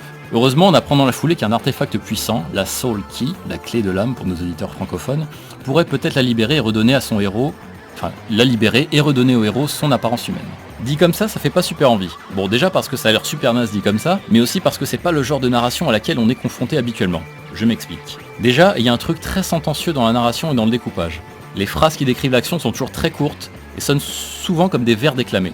D'ailleurs ça ne loupe pas, les costumes, les décors, les interactions avec les personnages, il y a tout le temps ce côté guindé, voire grandiloquent, et c'est du moins la première impression qu'on pourrait avoir de la lecture. Et truc de ouf, la partie graphique, surtout les couleurs, sont à la fois très ternes et très colorées. Ça alterne entre les deux et ça passe super bien. Ça joue à la fois la carte du comics mainstream et de la carte de l'horror comics avec des formes bizarres, des arrière-plans lugubres, des monstres chelous, et tenez-vous bien le grand diable en méchant du comics. Bon, parce que je vous ai dit que ça se déroulait en enfer, je vous l'ai dit ou je vous l'ai pas dit ? Bon, dit comme ça, Night World, ça redevient un peu cool à vos yeux, mais en fait, ça ne parle pas vraiment aux lecteurs de comics habituels. La narration est vraiment particulière, comme je vous l'ai dit, et ça sonne un peu comme un vieux conte, avec ses persos super caricaturaux et des dessins un peu 70s, faut bien l'avouer. Je parlais justement de Jack Kirby un peu plus haut, ça ne fait pas que reprendre ses dessins, mais ça reprend aussi cette volonté de créer une mythologie et de créer des événements beaucoup trop gros pour être plausibles. Mais ça fait partie du charme de Night World, qui joue à la fois justement sur ce côté ultra débilou de l'action et la tragédie amoureuse bien shakespearienne, bien comme il faut. En gros, si vous n'avez pas peur des personnages très caricaturaux donc, qui déclament de belles strophes et qui sont dans des espèces de décors super jolis, vous pouvez y aller les yeux fermés. Sinon, vous allez un peu vous faire chier, c'est moi qui vous le dis. Bon, vous l'avez compris, Night World c'est super méta. Et à vrai dire, je sais pas trop ce que j'en pense au moment d'enregistrer. Ceci dit, ça ne dure que 4 chapitres, donc c'est pas un investissement très lourd. Et en parlant de ça, les créateurs aimeraient justement faire une seconde partie, mais j'ai cru comprendre que ça ne dépendait pas vraiment d'eux. A savoir que la série date de fin 2014 et que le TPB vient tout juste de sortir, donc à mon avis ça dépend surtout des ventes, à savoir si elles vont suivre et encourager Image Comics à relancer la machine. Bon, prenez-le comme vous voulez, mais pour le coup c'est vraiment une série Image Comics, c'est vraiment très original, peut-être un peu trop. Les dessins comme je vous le disais sont super top, et malgré tout ce que j'ai pu vous dire, c'est plutôt bien écrit. Mais c'est spécial. Voilà. À vous les copains, salut. Voilà. À vous les copains. De retour dans Comics Podcast, épisode numéro 13. Pardon. Pourquoi tu l'insultes direct? On va vous parler désormais, on va passer au débat. Qui n'est une discussion. En fait, oui. On va. En fait, c'est Joe. Attends, juste avant qu'on reparte, je tiens à dire à Gaylor, parce que je suis sûr qu'il va écouter cette émission, que j'ai écouté tout son truc.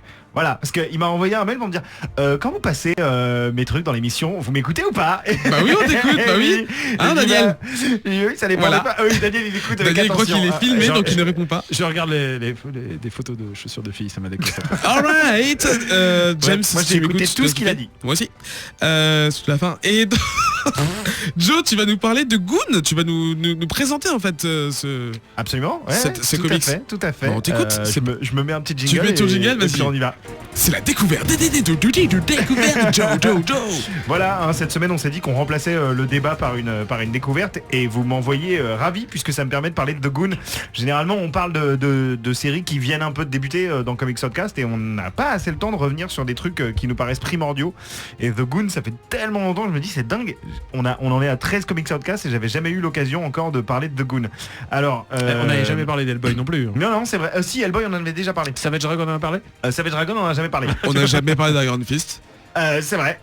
Bon, on est parti sur The Goon là en tout cas. Mais peut-être non mais Est-ce qu'on peut parler de comics romantiques? Non, mais pourquoi pas. Enfin là, on lance un nouveau truc. On parle de The Goon cette semaine, mais ça veut pas dire qu'on pourra pas s'ouvrir à d'autres choses, Eric. À moins que tu me contredises, mais non.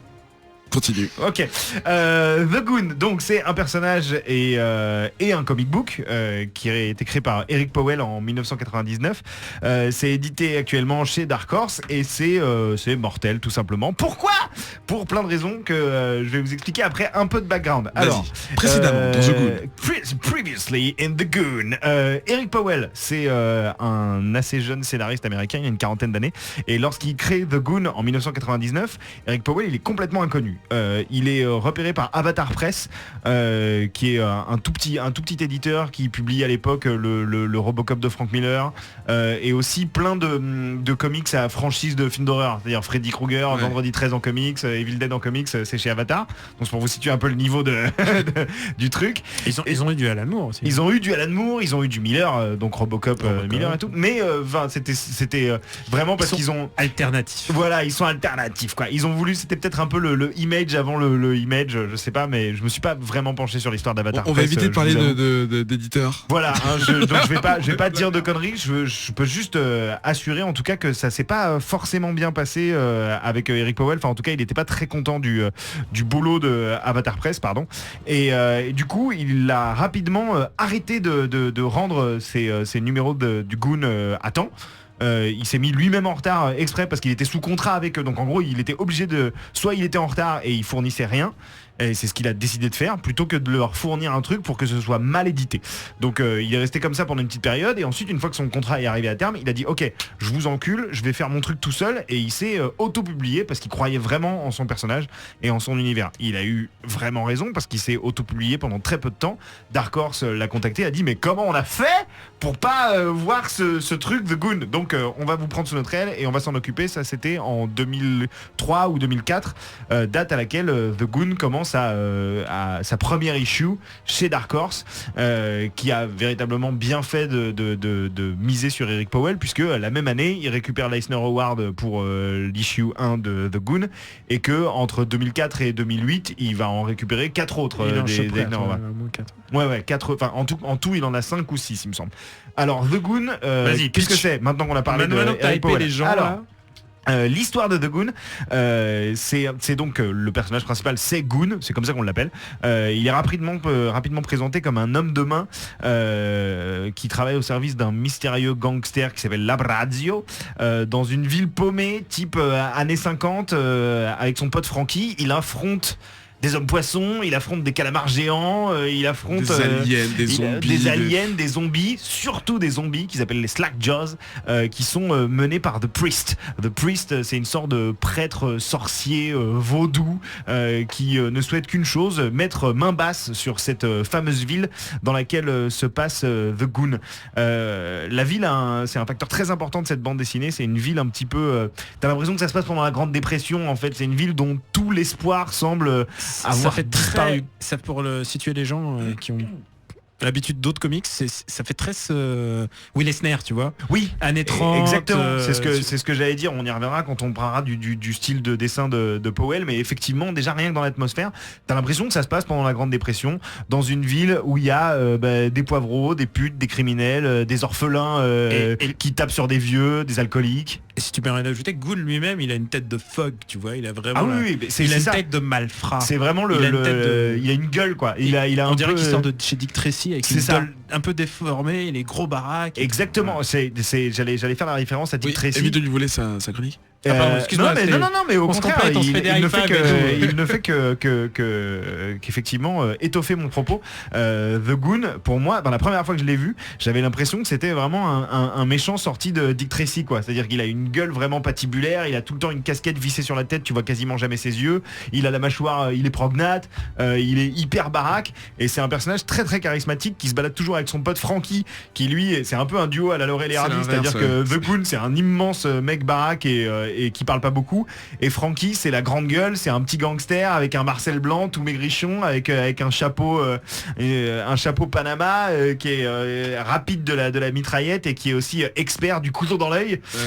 Ouais. Alors il y a beaucoup de coups de couteau. Il y a beaucoup de coups de couteau. C'est très très bien. Beaucoup de couteaux dans les yeux. Les couteaux. Knife to the eye. Et bref, donc eux deux, en gros, ce sont les hommes de main de la radio et c'est le postulat de base de la série. Donc durant les 5 premières années de publication, The Goon passe surtout pour ce qu'il est. Publication. Oui, passe pour ce qu'il est, à savoir un comic book d'action mêlé à du fantastique avec beaucoup d'humour, de l'humour certes assez noir, assez pince sans rire, mais vraiment ça passe pour une série plutôt comique.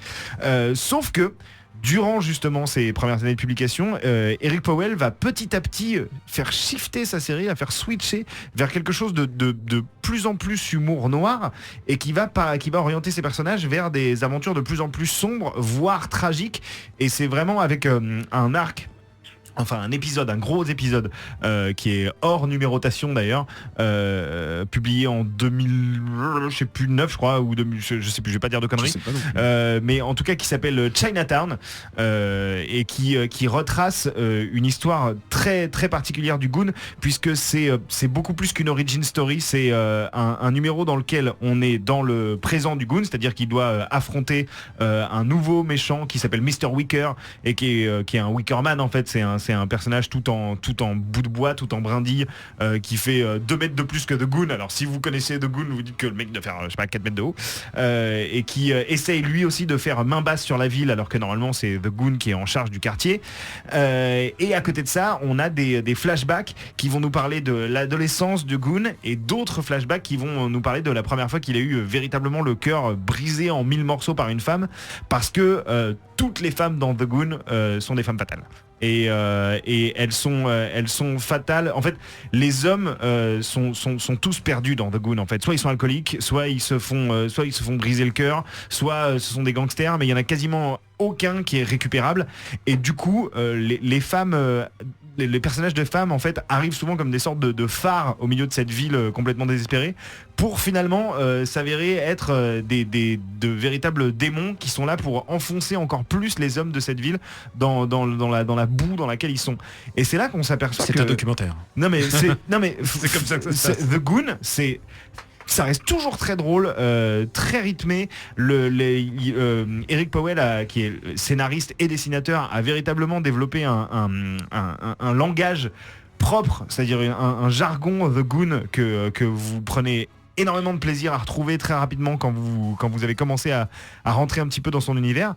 Mais c'est une histoire tragique en fait, et petit à petit on se dit ok, c'est marrant cette ville où il y a des zombies, où tout le monde s'affronte, mais en fait il n'y a jamais d'espoir, rien ne se termine bien, et The Goon c'est juste un mec qui est pris dans une spirale de violence et d'absurde sur lequel il a en fait aucun contrôle, c'est-à-dire qu'on a l'impression que c'est le boss de la ville, mais c'est toujours la merde autour de lui, et il lui arrive toujours les pires crasses, et lui il reste comme une sorte de rock stoïque comme ça au milieu de cet univers qui part en couille, et c'est vraiment génial à lire. Premièrement, donc justement il y a parmi les points vraiment positifs, je trouve qu'il y a cet univers qui rappelle les films de gangsters des années 50, qui rencontre Roger Corman.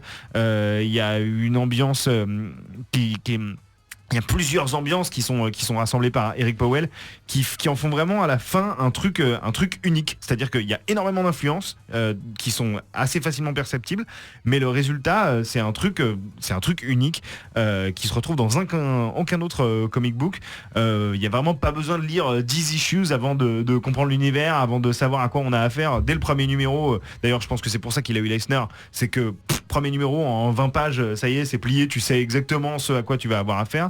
Donc ça marche très bien, les personnages sont tous charismatiques. Il y a The Goon, il y a donc son pote Frankie dont on a parlé, Norton le patron du bar avec sa mère qui est un peu tarée, Buzzard l'ancien shérif de la ville qui a été comment dire qui a été transformé en sorte de zombie inversé par le priest, c'est-à-dire qu'au lieu d'être un mort-vivant qui mange les vivants, c'est un vivant qui aura toujours faim de cadavres. C'est un personnage hyper particulier, hyper torturé aussi, où il est zombie, il y a des araignées qui jouent au poker, enfin Oui. bref, c'est complètement fou, complètement arnaqueuse, et franchement, je me dis, si Tim Burton avait continué à faire des bons films, j'aurais voulu qu'il fasse The Goon, ou j'aimerais que le Tim Burton de l'époque Beetlejuice fasse The Goon en film, parce que ça aurait il y a eu été un Kickstarter. il y a eu un Kickstarter, ouais. C'est justement voilà, ça permet d'enchaîner sur le film. En fait, The Goon a eu beaucoup de succès, et il s'est attiré la sympathie de gens tels que David Fincher par exemple, qui a dit tiens, j'aimerais bien produire un film animé.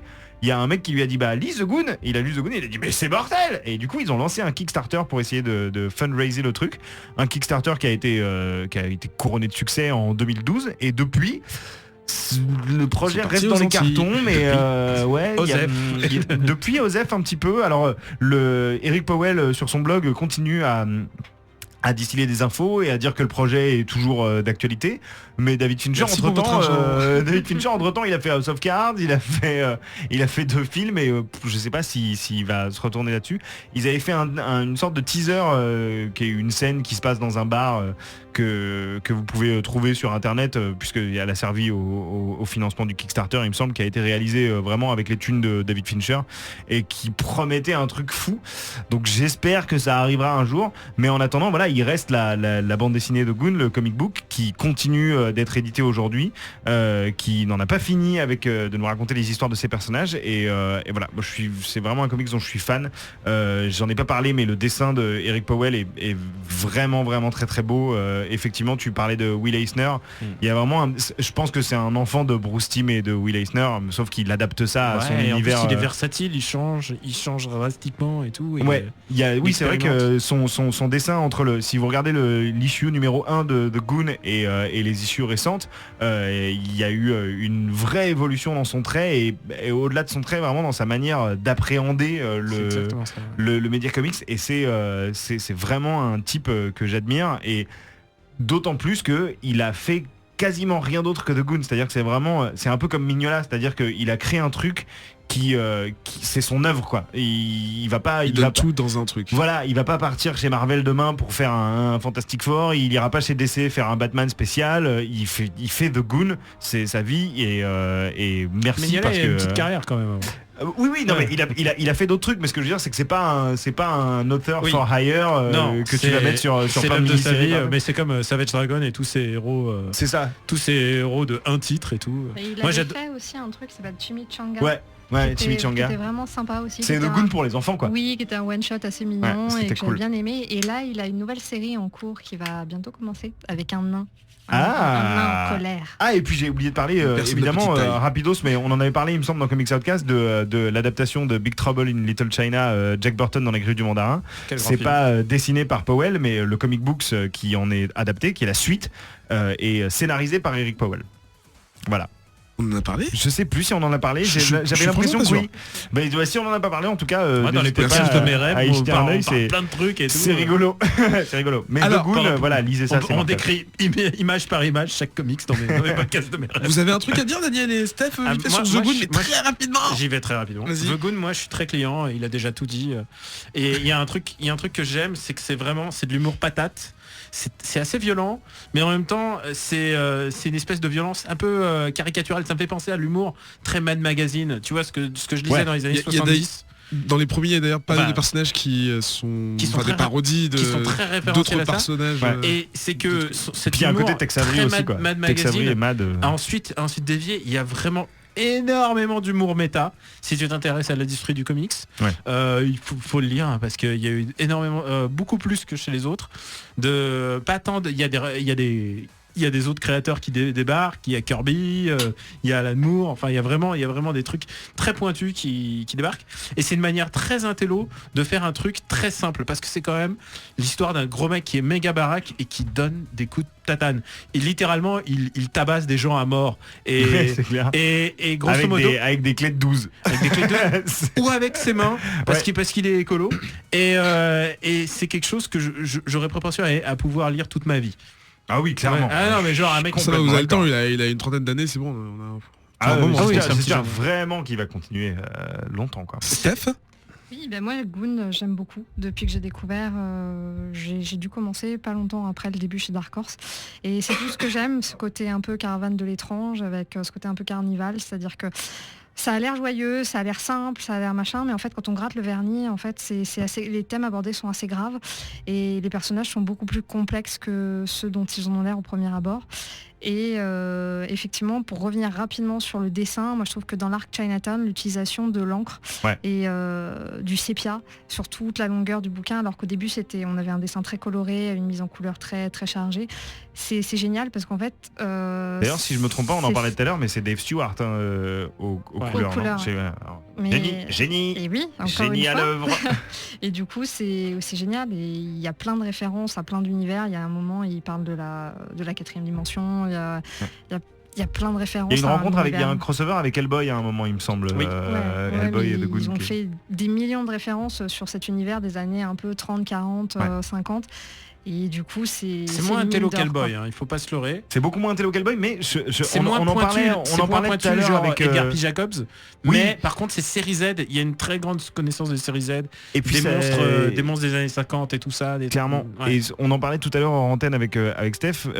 Tu me disais que parfois il y avait des clients qui venaient à la boutique à qui tu conseillais The Goon et qui disaient ouais, mais je préférerais un truc un petit peu plus sombre, un petit peu plus adulte. Ouais. Et à ces gens-là, on leur dit lisez The Goon sur le long terme parce que franchement, petit à petit, ça devient carrément c'est plus du tout du comics pour les ados, quoi. Enfin, Non, c'est clairement, enfin rien que, encore une fois, je reviens à Chinatown parce que tu avais fait un focus là-dedans quand tu nous as dit de lire les trucs, mais rien que le page par page où à un moment, bon, je vais pas spoiler non plus, mais il apprend une nouvelle et il se regarde dans le miroir et voilà, et il se met à voilà. chialer. et Ah là et là. on voit dans la C'est le physionomie crève-cœur, quoi. vraiment la destruction d'un homme de Ouais. l'intérieur et c'est prenant, quoi, et on se dit là il est grand, quoi. Ouais, c'est du grand comic book, je C'est suis du assez grand d'accord. comics et donc c'est pas juste un mec qui tape sur des gens, quoi.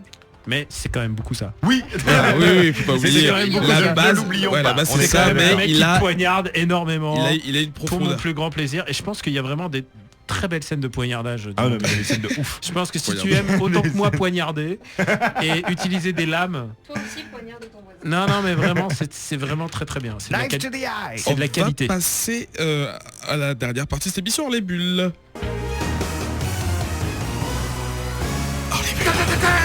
Ils ont fait un mouvement rapide vers la table pour appuyer sur le bouton Non, du non, jingle. non, mais, je savais où on allait. parce que pour une fois, je t'ai averti. Exactement. Voilà, Tu devrais faire ça à chaque partie. On va parler. Tu veux quoi? Tu veux le truc de. Ah, tiens, voilà. Voilà, parce que je suis enrhumé là, ça s'entend un peu et Daniel me demandait le backseat là, le truc pour se nettoyer les mains. Parce qu'il y a plein de germes partout, c'est Génial. dégueulasse. Alors. Donc voilà, on s'en fout. Le micro il va être plein de germes, c'est dégueulasse. Et tu peux le fermer, merci. On va vous parler de deux dessins animés du DC, comment ils appellent ça, DC Universe Animated Movies. Donc un premier qui est sorti en 2010 qui s'appelle Batman Under the Red Hood. Donc pour celles et ceux qui ne connaissent pas le personnage de Red Hood, est-ce que quelqu'un ici peut nous le présenter? Alors, Bon, la vas-y, fangirl vas-y, fangirl de alors, DC, non, évidemment. vas-y. Allez, Attends, allez. je vais commencer. Ok, je commence. Joe. Je suis pas une fangirl de DC. C'est Red ça. Hood, en fait, je Ouais, commence right. par dire qui c'est Red Hood et toi tu diras qui c'est en vrai après. D'accord. Red Hood, c'est un Non, on personnage. n'est pas obligé de révéler son identité. Ah bah si, on Bon, peut. d'accord, on peut Franchement, révéler son maintenant identité. tout le monde sait Vas-y. qui c'est. Red Hood, C'est Aquaman. il a d'ailleurs maintenant, si je me trompe pas, sa série régulière Outlaws. Red Hood and the Outlaws. C'est devenu un personnage plutôt positif, on va dire. C'est le du- méchant gentil. C'est le méchant gentil, alors que quand il a débarqué dans Under the Red Hood, c'est C'était le méchant. c'est véritablement un gros méchant.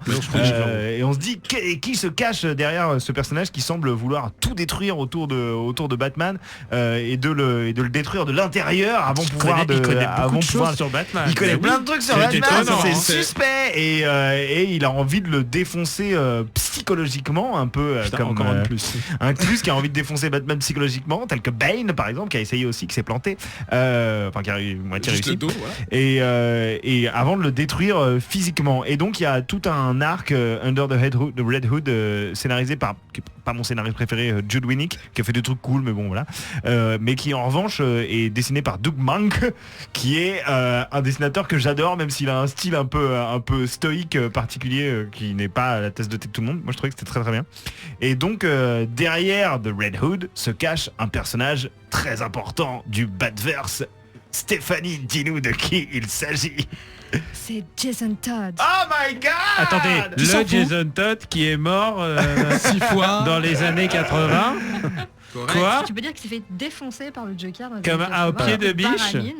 D'ailleurs, alors je vais vous présenter le dessin animé. En fait, c'est en gros ça Bah, commence comme ça. alors, en fait. résume quand même, Bah, c'est le deuxième Robin. Oui, deuxième Robin. Il s'est fait buter par le Joker et, Voilà. de Red Hood marque Toutes ces sa années- réapparition. Toutes ces Ouais, années ils de ont dû thérapie téléphoner. pour Batman qui n'ont servi à Et- rien puisque le là- gamin revient.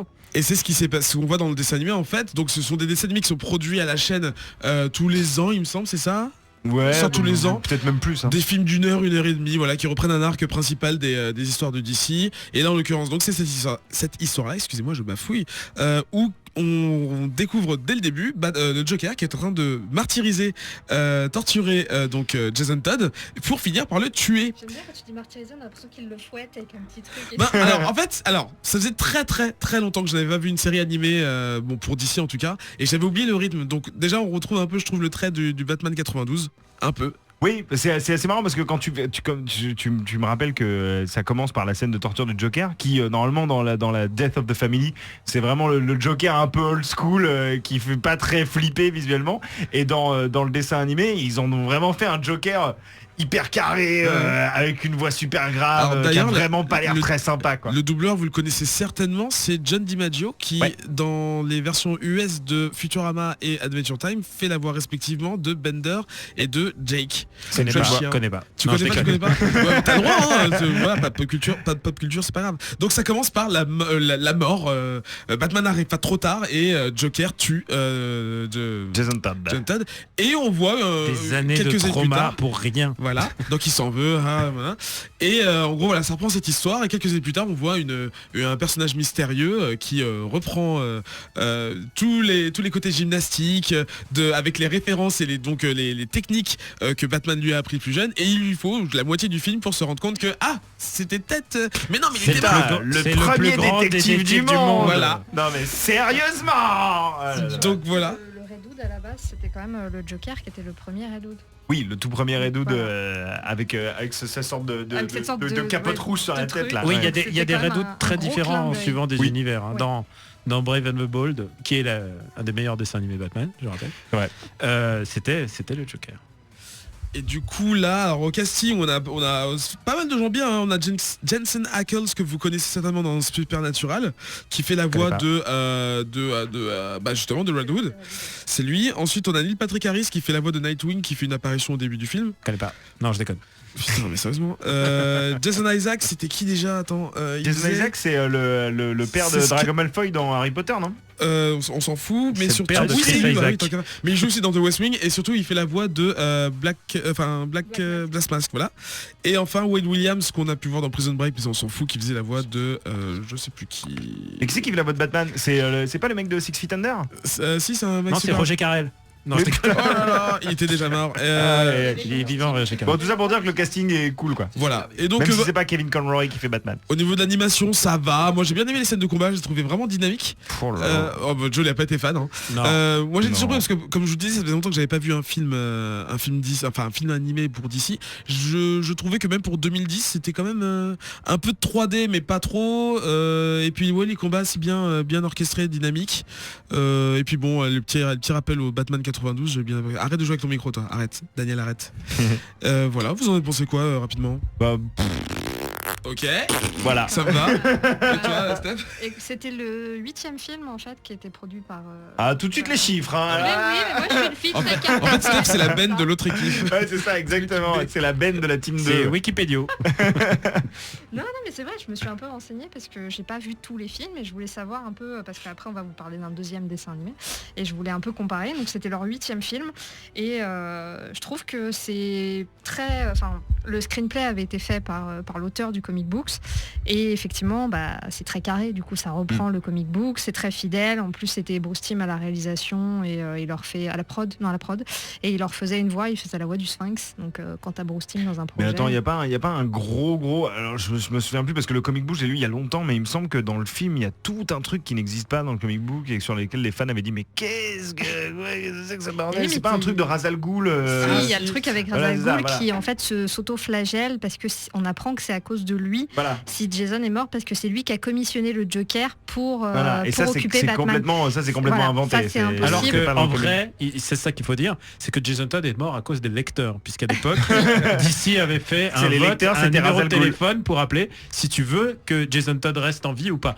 Alors Jason Todd était un mauvais garçon, mais méritait-il de mourir comme oui, ça? oui, il méritait de mourir comme ça. Non, c'était Ah. Non, Non, moi, c'est j'aurais le, voté c'est le contre. pire Robin, quoi. Je Todd- déteste ce Robin. Ah, mais il apporte une facette assez intéressante sur Batman. quand Non, même. il est chiant. Mais non, c'est celui qui a envie d'être Robin mais qui n'y arrive pas. Ouais, Et c'est pour ça qu'il est intéressant. Et tout ça s'est développé dans le film en l'occurrence. Mais je, Oui, je alors, pense que le truc ce du film- Ra's al Ghul, c'était... Putain, je vais Vas-y, tromper vas-y, Daniel, vas-y. c'est méchant. Vas-y. Mais il y avait eu une histoire où en fait on apprenait qu'il était pareil, il n'était pas vraiment mort et en fait à cause de Crisis on Infinite Earths, enfin, il y avait une espèce de vague et il se réveillait dans son cercueil et il était obligé de gratter avec ses ongles et de sortir du cercueil. Il était à moitié amnésique, il se souvenait plus qui il était et il était récupéré par Talia et la Ligue des Ombres et il était formé pour devenir un espèce d'assassin et tout ça et ils ont, je pense, voulu faire un clin d'œil, c'était un peu chelou. Ouais, un peu chelou dans le dessin animé, j'ai trouvé. Enfin, ça arrivait un peu comme un cheveu sur la soupe scénaristique. On va Daniel, pardon, tu voulais dire Alors quelque moi chose je vais ajouter juste un truc Ouais. mais qui est valable aussi pour Le second. le second film, c'est que pour moi tous ces films sont un peu nuls, même très nuls. Ils reprennent exactement ce qui se faisait de pire dans le dessin animé japonais, c'est-à-dire reprendre un truc qui existe en BD et mal l'adapter. Et tu te souviens quand on lisait Dragon Ball et il y avait le super manga de Toriyama, puis ensuite on voyait les épisodes qui étaient tout moches et qui duraient des plombes et tout ça. Bah c'est ça. Et je trouve ça très moche à chaque fois et ça m'étonne. Ils arrivent à faire encore plus moche. Enfin je me demande qui est le public pour ça. Donc le vieux con a fini de parler. Non, On va mais- donc mais- parler du ah, deuxième Je suis film. assez d'accord avec lui. moi, Tu les as enfin je veux dire moi je les ai sur Netflix quoi, parfois je tombe dessus et je fais oh merde, c'est vraiment pas bien. Et je crois qu'en fait mon plus gros trauma c'est que c'est pas Redwood, parce que Redwood, autant cette histoire j'en ai rien à branler, autant ils ont fait All Star Superman avant et All Star Superman est catastrophique. Catastrophique, il y a pas d'autre mot, enfin il est On va donc passer à la honteux. deuxième. Tu me rappelles ton All Honteux, Black je Alert. reprends, vas-y continue. On va parler de Honteux. Justice League Throne of Atlantis, qui donc se base sur l'histoire et l'origine de Aquaman. J'avais même oublié son nom en antenne, c'était quand même une chose, c'est pour dire que moi Arthur. j'adore Arthur Curry, et j'adore son nom de famille. Arthur Curry, c'est trop génial. Non, je suis vraiment pas fan de la Justice League à la base, c'est pour ça que je le prends avec un peu de dérision. Mais c'est Stéphanie qui a voulu qu'on regarde ça, donc voilà, faut qu'elle assume. Donc ça... Ah mais c'est facile. Merci Stéphane. Non mais j'ai quand même, on a décidé ça tous les quatre. Non, moi j'ai pas décidé ça. Mais t'étais là pourtant. Donc c'est sorti très récemment, sorti en janvier ça. Donc ça raconte l'origine, l'origine d'Arthur Curry. En donc son- moche.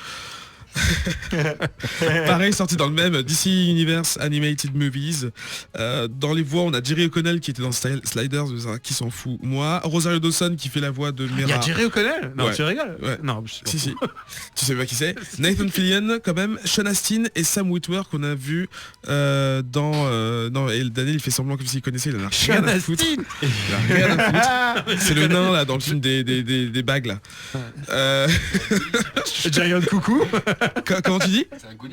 C'est un Goonies. Ah oui, il est devenu gros. Oui, c'est lui. C'est Giant Coucou. Oh là là. Bon, on peut finir l'émission là, s'il te plaît. C'est Samwise Donc voilà, Gamgee. voilà, c'est ça. On est dans le même univers. Non, c'est pas le même univers par contre. Et donc voilà, quelqu'un peut raconter le film ou est-ce que quelqu'un l'a vu ici? Oh là là, Ouais. oui. Alors, Mais Joe, tu je avais tellement de confiance en toi. Je le regardais exactement T'es comme ça, obligé. c'est-à-dire je le regardais Il le regarde en, sur en Netflix, regardant, sur en son regardant mon iPhone. Instagram en même temps et en écrivant une chronique jeux Oh, mon vidéo avec le film. Bon, Et c'est de la Tu sais, merde. Joe, Mais pour c'est de la- s'amuser, il y a c'est aussi pas la bien. masturbation. hein, tu Oui, sais. c'est vrai, c'est tellement plus drôle. Vas-y, c'est pas bien, pourquoi? Et parce que alors c'est un peu moche et effectivement c'est en fait lisez des comics quoi plutôt que de regarder plutôt que Oui, de parce que regarder pour un le coup, dessin animé, ça c'est une adaptation d'un des Justice League New 52, donc ça vient de oui, sortir. Ça vient exactement. c'est le run de et Jeff c'était- Jones. Ouais, Jeff Jones. et qui était pas mal pourtant. Moi j'aime pas trop Alors- Jeff Jones et son alors- run n'était pas si dégueulasse. Je trouve que Jeff Jones en général ça sent bien pour ses reprises et tout, mais Ouais. Moi j'ai du mal avec son Aquaman qu'il présente un peu comme un gogol. Il le présente un peu malgré lui comme un gogol. Alors Aquaman est un personnage particulièrement risible. Il est un peu con-con. Et particulièrement risible, mais il y avait des scènes d'humiliation où genre il va au resto et il commande du poisson et il y a un gamin qui fait tu commandes du poisson. Tu vois, genre ce truc, si t'es un héros, t'essayes de bien flesh out comme un héros. Ouais, et là je trouvais que ça le loupait un petit peu. C'est pas mon préféré. Par contre, depuis Aquaman a été repris par je crois que c'est pas Fred Pack. Non, c'est pas Fred, c'est Fred Valentin, non? C'est l'un des deux. J'ai arrêté. Et là, là ça devient pas mal. Ça devient intéressant à lire. C'est celui qui s'appelle Aquaman and the Others. Non, c'est C'est un autre run. Aquaman. Okay. Et tout à coup, Aquaman est devenu hype depuis son reboot. Et moi, je me demande toujours à qui ça s'adresse ces films. À qui ça, à part petit Kevin qui allume Netflix et qui tombe dessus, je ne vois pas à qui ça intéresse. En fait, voilà, là où je rejoins Dan, c'est que si tu lis les comics. En fait, je vois vraiment pas l'intérêt parce qu'en fait, il y a aucun intérêt à ces adaptations. Ça n'apporte rien. Ça n'apporte rien, si ce n'est des dessins un peu moches. C'est l'effet Dragon Ball. Et c'est un peu ça, c'est-à-dire c'est la même chose en animé, en plus moche. Alors parfois il y a des jobs de voix off qui sont cool, mais c'est pas de voix off, mais de doublage, de comédiens qui sont cool. Effectivement, il y a souvent des castings un peu intéressants, mais on parle là de Aquaman. Mais pour moi ça se vérifie un petit peu tout le temps. Effectivement, le All-Star Superman n'était pas bien, l'adaptation de Batman Year One c'était à chier par terre. Ils avaient réussi à faire un truc un peu cool avec l'adaptation de Dark Knight Returns, mais c'était quand même pas essentiel à nos vies de fans de comics. Alors que leur série leur série qui réserve plutôt pour les matinées des enfants sont vraiment cool. Brave and the Bold est vraiment génial.